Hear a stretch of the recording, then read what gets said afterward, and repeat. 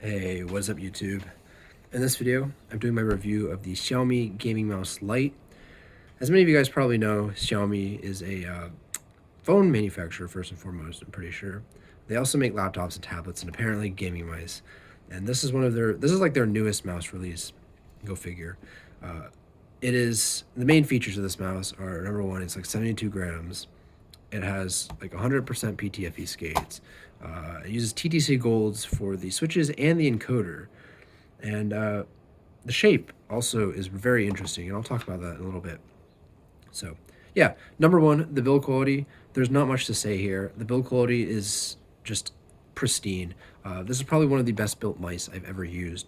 Um, when you just look at this thing and feel the texture of the plastic and also the color, which is just this kind of matte gray, it honestly just like reminds me, or it conjures the mental image of a fucking Nokia phone. Like, you could use this thing, you could throw it at people, use it as a weapon, and it would be just fine. Like, this thing is such a tank. It does not flex. It does not.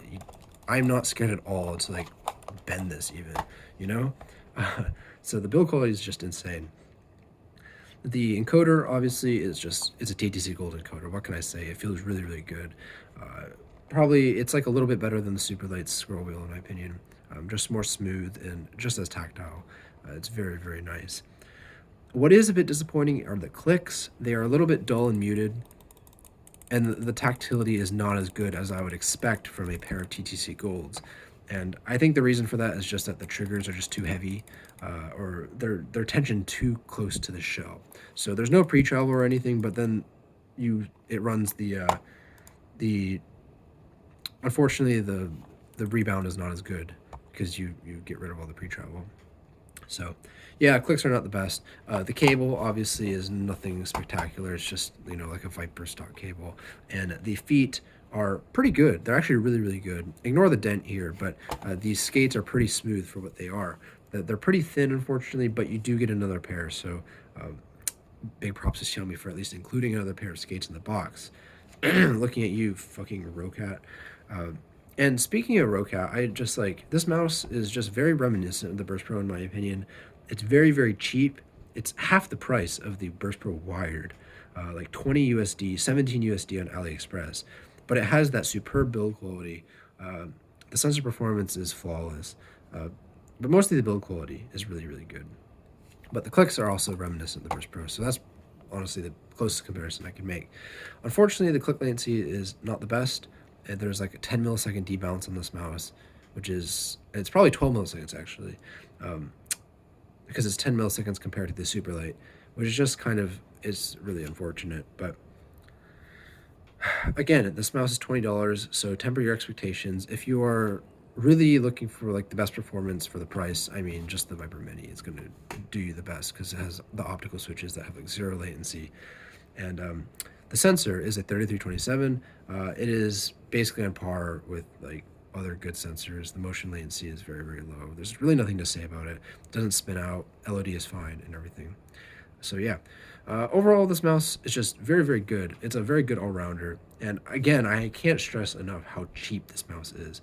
I paid $30 to get this shipped to my door within a week from like a US reseller, but if you buy it just on AliExpress and you get the standard shipping, you only pay $17. Like, that's the price of a meal and a half at McDonald's these days. So yeah. Anyway, I want to talk about the shape real quick because the shape is really, really good. It is kind of like if you took a, it's kind of if you took a Viper Mini and a G Pro wireless and you kind of mix them together, because you have the front flares and you also throw some WMO in there. You have the front flares of the WMO, but the hump is kind of like the G Pro with a little bit further back, so kind of like the Viper Mini, and the actual flares are pretty gradual, so kind of like a hybrid between the Viper Mini and the G Pro, and it makes for a really, really nice feeling shape. I know I can't really say much more about it. It just feels really great to use.